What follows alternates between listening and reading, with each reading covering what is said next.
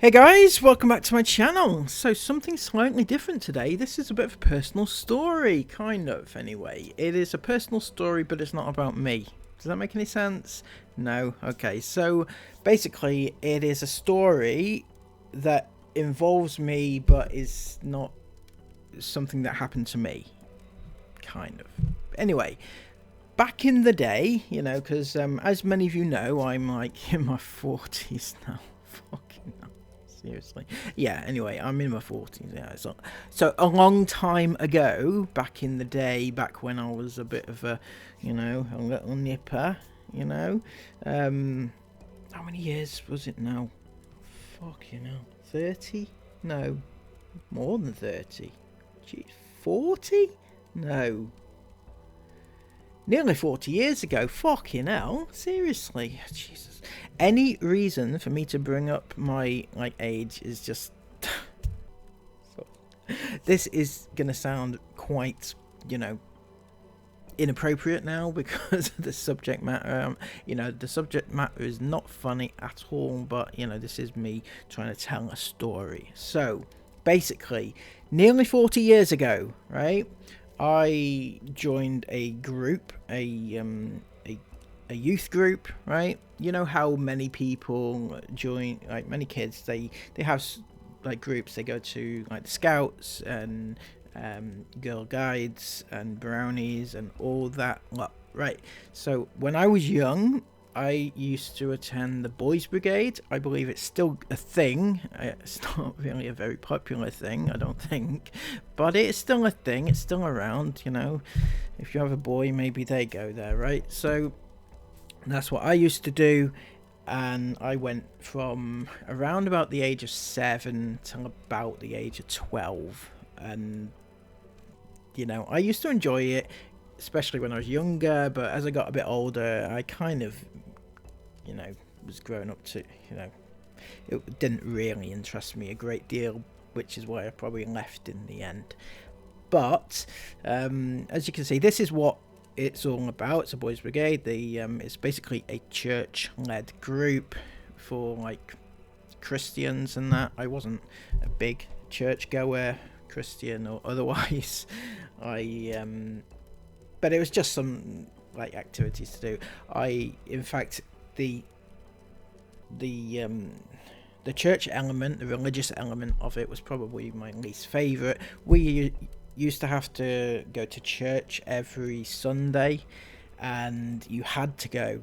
It was like you actually had to go. If you didn't go, which I frequently didn't, you would get like reprimanded if you didn't go. You know, if you turned up the next session and you hadn't attended church, they would have a go at you, right? And I remember it got to such a degree that they agreed that instead of attending the actual church, the church session, I would join the, what's it called, the bit where all the kids go to you know, do all the activities, like around the back in that secret room. Yeah, that they have. I can't. It's a long time since I've been to church, right? So yeah, and yeah, so they were making special provisions for me to actually make sure that I attended church, because it was something that I clearly had issues with doing, right?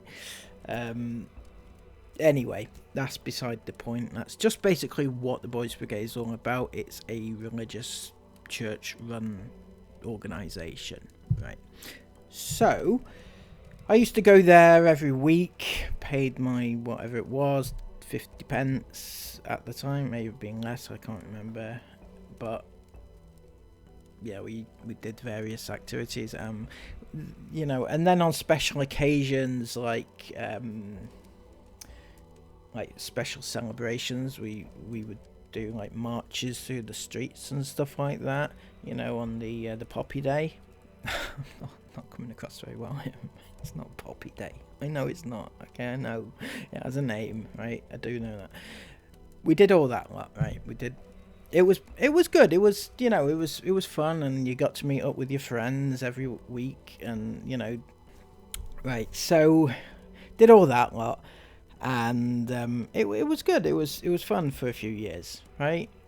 Now, whilst I was looking through for some images for this video, typed in Boys Brigade and then the place where I lived, and the place that I attended, and I couldn't find any images specific to my particular place that I went to.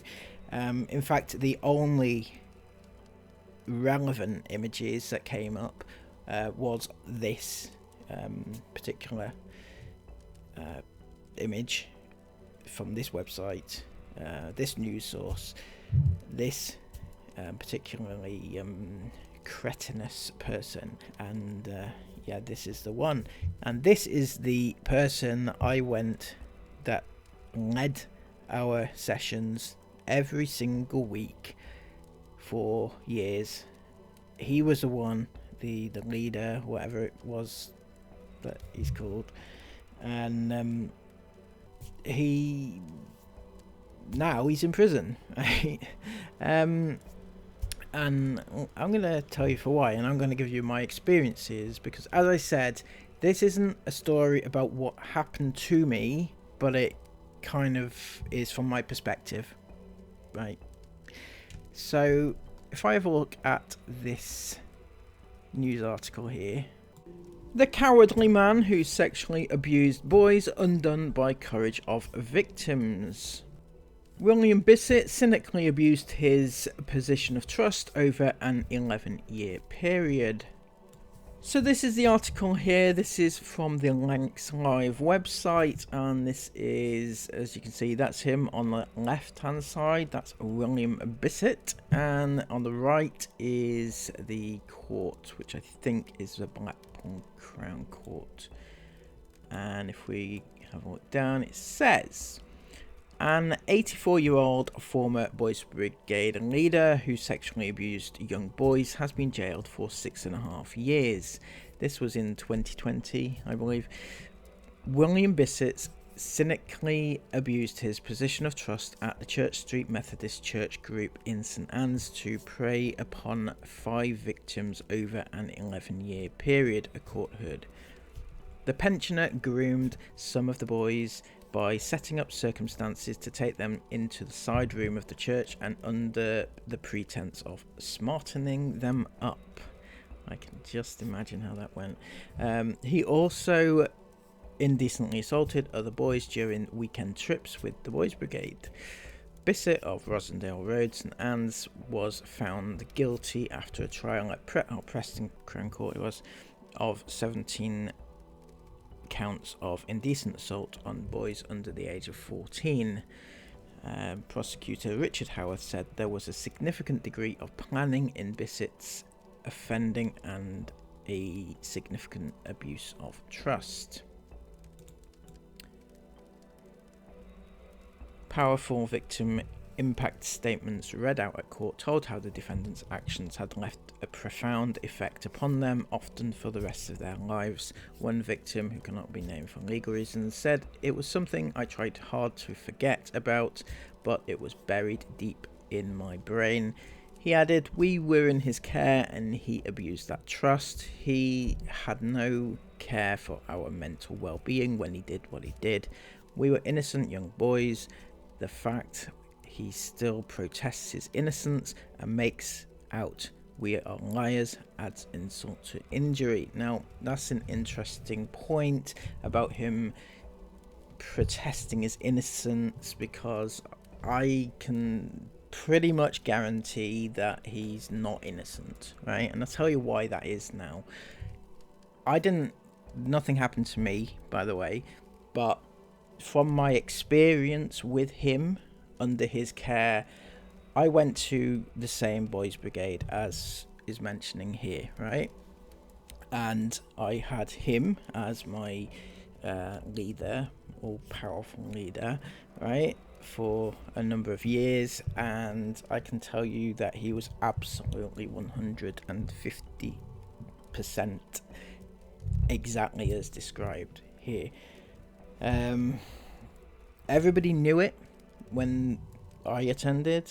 Everybody knew what he was like. Everybody knew that he was like that. And I mean, when I say everybody, all the kids that went there, as far as I know, the children knew that he was a little bit of a pervert, basically. The adults, I don't know, probably not, but as we know they do know.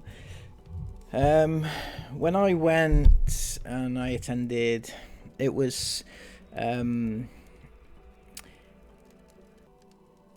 he just wasn't right at all. He was like, he was a very strict man.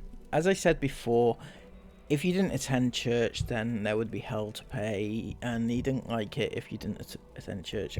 But you know, I don't know if that's normal. It might be normal for these type of things, but yeah, he was very strict. He was very like, he was Scottish, and I don't want to paint all Scots people with the same brush, but he was very much like very stern, brash type Scottish accent, and it was like quite intimidating to a degree. But at the same time, he was very well respected, like from the parents' perspective. So the parents, you know, thought he was okay and liked him, got on with him and everything. You know, they obviously entrusted him with the children in his care, so you know. But he was like, it was very much like, I'll give you a for example, if we went away, because there would be instances we would have like a football team, for example, right? A Boys Brigade football team, and we would play, or we'd go away and play every couple of weeks or something. And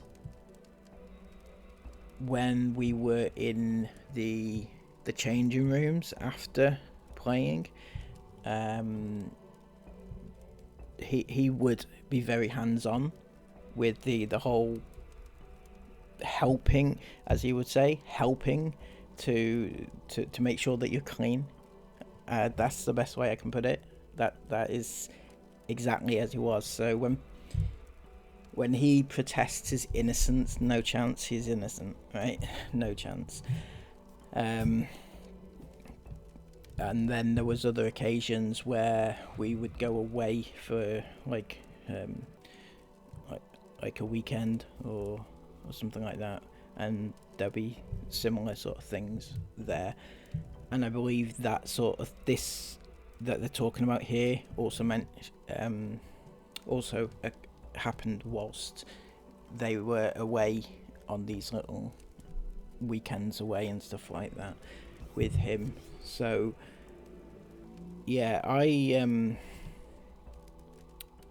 for a long time, you know, I mean, it didn't affect me really. You know, that's why I'm saying this isn't about me, but it's just from my perspective, to add some perspective to this.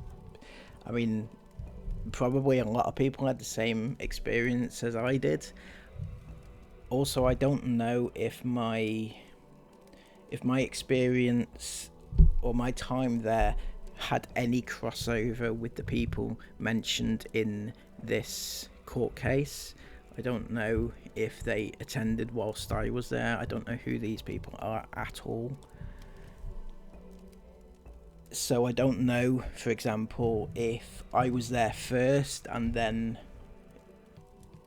he sort of upped his abuse sort of thing. So I don't know if that happened, or if it was just that he was abusing and didn't take it that far with some people. I don't know, right? So I really can't offer anything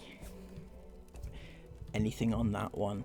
But yeah, we always hear about people like this in the context of kids activities groups, scouts leaders, and things like that. These people always, and they bring they bring the entire organization down. Like, I've noticed that the group that I went to no longer exists. That particular part, in the one that I went to, doesn't exist anymore, and well, for obvious reasons.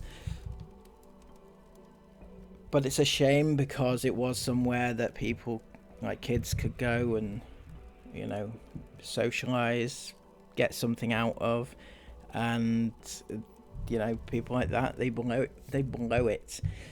Now, I remember years down the line, after I've long left the Boys Brigade, and I was getting older, and I was much older, and I remember seeing him. I remember walking with my friends along the street, and we saw him in the street, and I looked at him and I thought to myself, there's there's him, it was very weird to seeing him just sort of walking in the street. And I remember my friends pointed out to me, he said, there's that pervert, and I was like, oh, people know.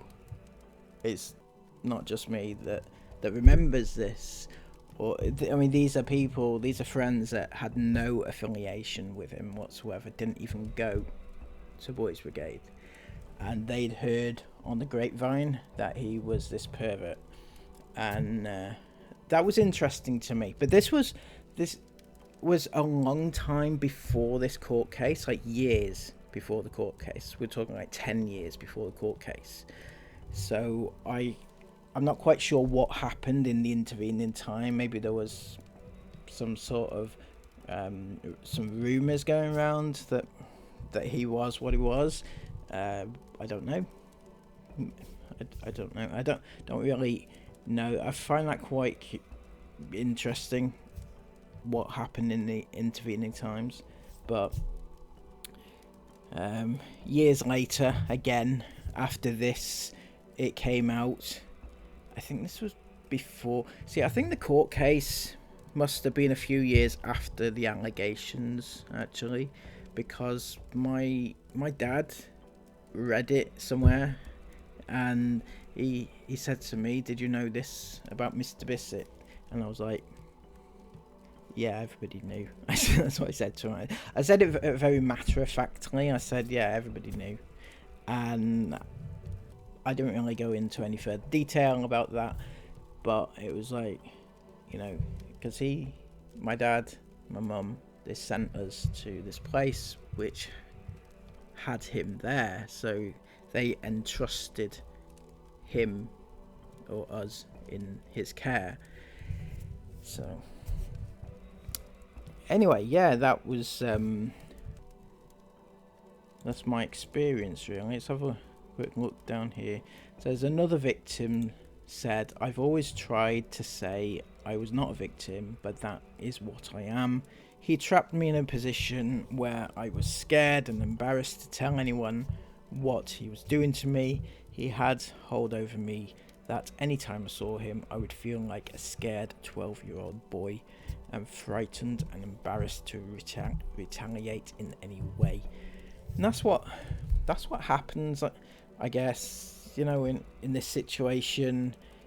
Even after the victims grow up and get older, they feel like that scared child again. They feel like they can't say anything, they freeze and things like that. So yeah, there was I think four children in this case.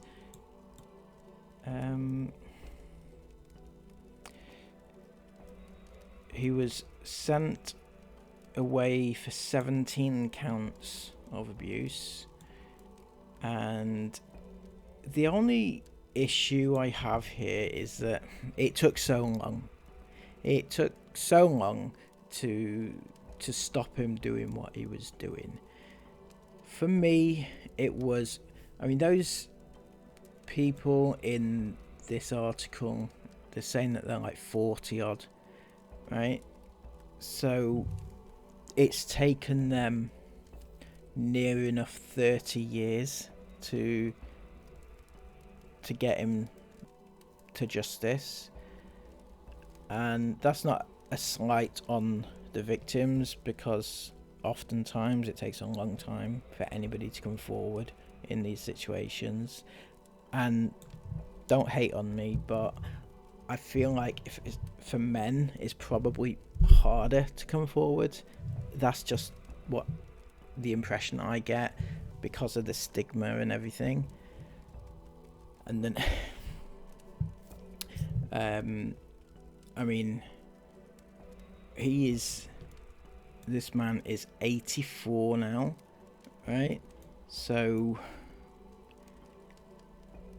he's 84. So when I attended, it was, how long ago was it? When I was, say I was 12 when I left, so 36, how old am I? 34 years ago, maybe 34, 35 years ago, I left. So he would have been maybe 50 then. He looked pretty old when I went, to be honest. He didn't age very well. Anyway, yeah, so it's taken a long time to bring him to justice. He's been jailed for 6.5 years, which means he'll be 90 when he comes out. Well, I mean, that's wishful thinking, I guess, is it? You've got to ask, though, you've got to wonder, really, would he have been jailed for longer if he was younger? Because I feel like when these people come to justice a lot later in life, you know, when they're near the end of their life, that they don't get a big sentence in the way that they should do. You know, would they have been jailed for a lot more if they had been younger when they got caught? Which is a bit of a strange thing to think about, but I think it's possibly true. I don't know. I'm not quite sure what the tariffs are usually for what he did, so I don't know. Anyway, he probably won't serve it either way, because only get out after like 50% of it. So he might even be out now. Yeah, in fact, yeah, this was January 2020, so it's exactly 4 years ago actually. So there's a good chance he might be out now, or dead. So yeah, that's just my perspective on this situation, this case. I know some of you might be thinking it's not really my place to talk about it because it didn't happen to me, but I could put some perspective on it. Some people may not be interested in talking about it because why would they, right? But because I've got a platform and it's something that happened whilst I was around, and you know, I have experience with this particular person, I thought I'd bring it to everybody's attention, just to tell you what, you know, a segment of my life, I guess. I had actually written an article about this. If you might have noticed it if you've read my website. I wrote it a few years ago now. I'm going to pop the link in the description box below in case you want to read that. But yeah, that's it. If you've not enjoyed this, you know, if you appreciated it or, you know, got something out of it, please give this video a thumbs up, comment all of your thoughts about it down below, and subscribe to the channel if you are new. Until next time, take care of yourselves, and bye bye.